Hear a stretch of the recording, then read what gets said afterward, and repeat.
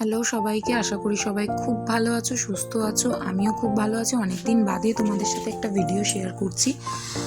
এটা হচ্ছে জায়গাটা দেখে হয়তো অনেকেই চিনতে পারছো বা অনেকে এসেছেও, আর যারা চিনতে পারছো না বা আসোনি, জানতে না, তাদের জন্য বলছি এটা হচ্ছে আমার মামার বাড়ির সামনেই, মানে খুব কাছেই আর কি, একটা মেলা হয় জন্মাষ্টমীর।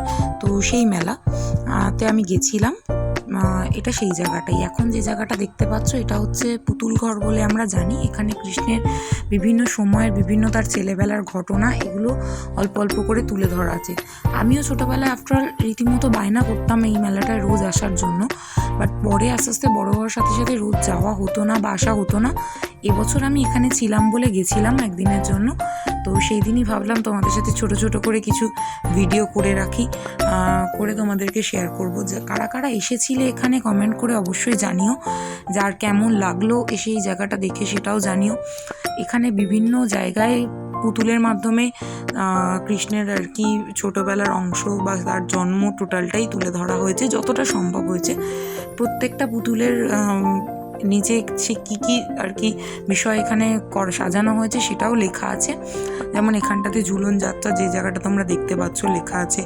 এছাড়া রাসযাত্রা, বিশ্বে সরসজ্জা বা দোলযাত্রা, টোটালটা এরকমভাবে প্রত্যেকটা অংশ লেখা আছে। প্রত্যেকটা জায়গা দেখলে তোমরাই বুঝতে পারবে।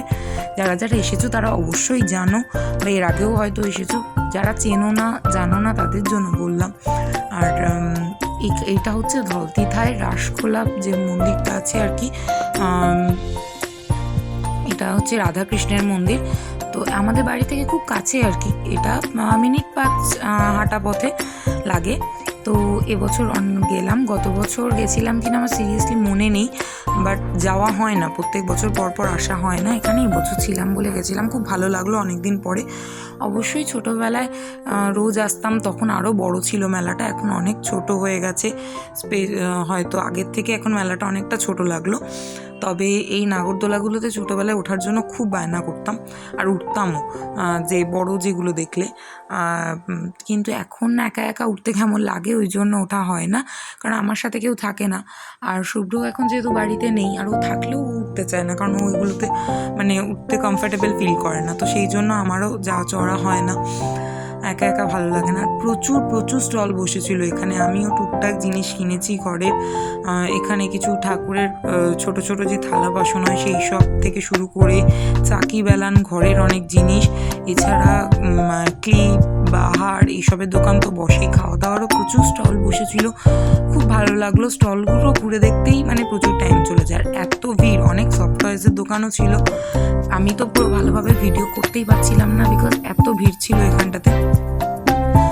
এরপর ফাংশন শুরু হয়েছিল যখন, তখন এসে যেটুকু পেরেছি ভিডিও করেছি, কারণ ওইখানটায় তখন কিছু লোক চলে গেছিলো।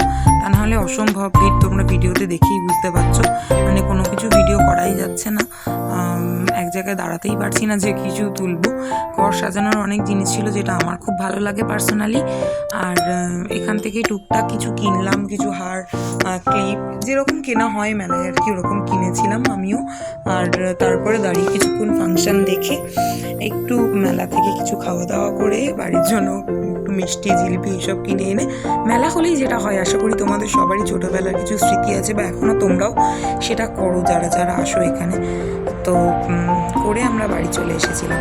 আর তোমরা কারা কারা এসেছিলে, মেলাটায় কেমন লেগেছে সেটা কিন্তু অবশ্যই কমেন্ট করে জানিও। আমার তো খুব ভালো লেগেছে। যারা জানো না বা জানতে না, তারা অবশ্যই নেক্সট টাইম কখনো আসার চেষ্টা করো। নেক্সট ইয়ারে প্রত্যেক বছরই এটা হয়, জন্মাষ্টমীর সময় থেকে শুরু করে 1 সপ্তাহ চলে মেলাটা। তো অবশ্যই এসো, আর কেমন লাগলো জানিও। টাটা।